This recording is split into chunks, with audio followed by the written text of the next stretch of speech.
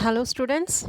We are going to do chapter number 17, Human Intervention in Natural Phenomena. In this chapter, you're going to learn about forest, deforestation, over extraction of fossil fuels, and alternative sources of energy. Before moving to the forest, first we will discuss what is natural resources. Natural resources. The material that already exist in the nature are called as natural resources. So the materials which exist in the nature like sun, water, air. So these are natural resources which exist in the nature. These natural resources can be classified into two: exhaustible natural resources or inexhaustible natural resources. Exhaustible natural resources are also called as non-renewable natural resources. Inexhaustible natural resources are also called as renewable natural resources. Now we'll go with the definition of exhaustible natural resources.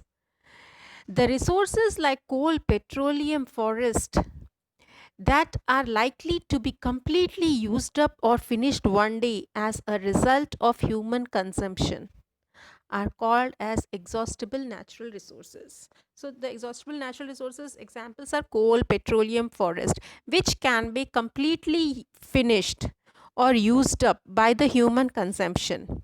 So they are called as non-renewable because we cannot regain them. They take millions of years for the formation. Next, inexhaustible natural resources. Resources like air, water, sunlight that are present in abundance and are not likely to be completely used up by due to the human consumption is called as inexhaustible natural resources. The resources like air, water, and sunlight that are present in abundance and they cannot be finished. Okay, we go due to the human consumptions. So, if we go on continuously using them, then also they will not finish. So, they are called as inexhaustible natural resources or renewable natural resources. Next, forest. Forest provides a habitat to a large variety of plants, trees, animals, birds, insects, which are dependent on each other.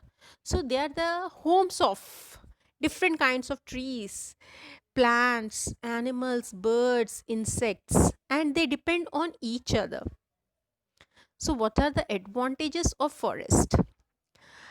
Forests purify the air by taking in carbon dioxide and releasing oxygen.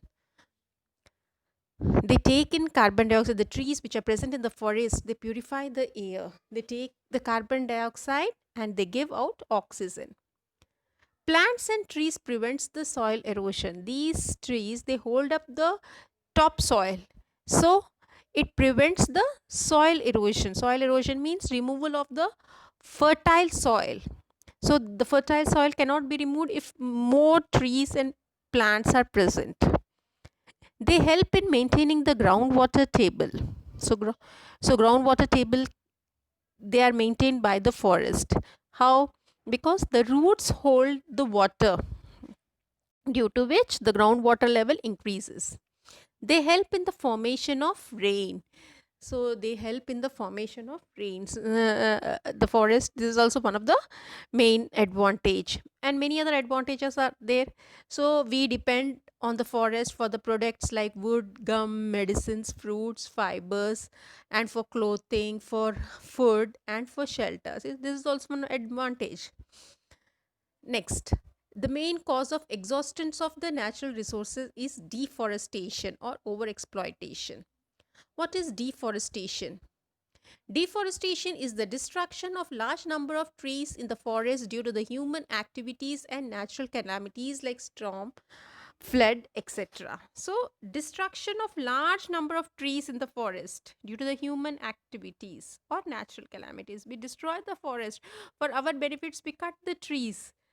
Or by the natural calamity, sometimes heavy storm or flood can also uproot the trees. So that is deforestation. Causes of deforestation. First cause, increase in the human population. As the population is increasing, more demands for the resources to fulfill our needs.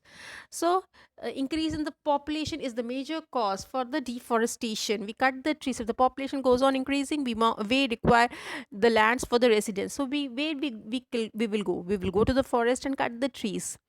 Lack of education and importance of the forest among the people. The people don't have the knowledge about the importance. They are not educated, they are not having, they don't know about the importance of the forest. Forest fires during the summer months. Sometimes in summer months, forest fires, the fire in the forest destroy the forest. Overgrazing by the cattle from the nearby villages. The peoples living nearby the villages, they take the animal for the grazing. So overgrazing leads to the deforestation. Uh, Other causes are construction of dam, highway, resorts, and the clearing of the forest to convert them into cultivated land for urbanization. This is also the cause of deforestation. Okay, so we need timber. Medicinal plants have led to illegal logging and smuggling of the precious forest. Sometimes we require the wood, so we cut the forest, but it is illegal, and so the people start smuggling the trees. They cut the trees and smuggle the wood. So these are the causes of deforestations. Now, threats of deforestation. Deforestation lead to the global warming, decrease in the rainfall, soil erosion, desertification, floods, landslides, habitat loss of animals. So these are the threats for the deforestation. Next, now what are the ways to conserve forest? How can we conserve forest? We can conserve by practicing afforestation and reforestation. Afforestation means planting more and more trees. Afforestation is a method in which the trees are planted in an area where there was no forest. If there is no forest, we are planting the tree and making the land used by making them into the forest. And reforestation is nothing but it is the method of planting the trees in the area where the deforest where which were forest which was first forest and again deforested due to the human activity. So we are creating the forest there. That is reforestation. People should be made aware of the significance of the forest and should be encouraged to plant more trees. So we should encourage the people to plant more and more trees. Recycling of the paper helps in the saving of trees, and steps should be taken to prevent and control the forest fire. So prevent we should steps should be taken to prevent the forest fire. Similarly, smuggling should not be done. We should prevent illegal logging of trees for the timber, and to prevent the conservation of the forest land for industrialization should be taken. So these are some ways in which we can conserve the forest. Next, over extraction of fossil fuels. Fossil fuels are nothing but they are formed due to the degradation of dead plants and animal matter buried under the earth crust over the millions of years. Petroleum, natural gas, coal are commonly used fossil fuels. These fuels are considered as non-renewable and because they require millions of years for to form again, and their overuse is leading to the depletion much faster than the new ones are made. So fossil fuels are nothing but how they are formed. They are formed by the dead plants and animals. When plants and animals die, they get buried under the earth crust. After the decomposition, they after millions of years they change into fossil fuels. So the fossil fuels are like petroleum, natural gas, coal. They are the common fossil fuels. So they are non-renewable. Because why they are non-renewable? Because they are made they can be regained after million of years. So they are considered as non-renewable. Their overuse is leading to the depletion because we are using much more fossil fuels than the required ones. So due to this, they are going to be exhausted. Next, Some major consequences of extraction of fossil fuels. What are the major consequences due to the over extraction of fossil fuels? Global warming and climate changes. The temperature, we are burning the fossil fuels. When we burn the fossil fuels, what happens? They releases the harmful gases in the atmosphere, due to which the temperature of the earth rises up and causes the global warming, and the climate change occurs. Pollution of air, water and land. We are burning the fossil fuels, due to which it creates the it liberates the harmful gases in the atmosphere, which causes the pollution of air, pollution of water, pollution of land. Next, acid rain. Acid rain is also one of the major consequences of the over extraction of fossil fuels. When we burn the fossil fuels, the harmful gases release, the harmful gases like nitrogen dioxide, sulfur dioxide, they release in the atmosphere. When they release in the atmosphere, what happens? uh, they reacts with the water present in the water vapor present with the in the atmosphere, and changes into the acid. This acid falls with the rain, which is called as acid rain. Health implications. According to the World Health Organization, that is WHO, they say that 1,60,000 people die each year due to the side effects of the climate change, and this number can be doubled by 2020. Why? Because there are many side effects of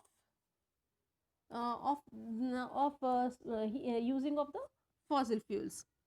Next, exhaustions of the existing reserves. The excess use of the fossil fuels may result in the depletion, which leads to the crisis of these fossil fuel in the future.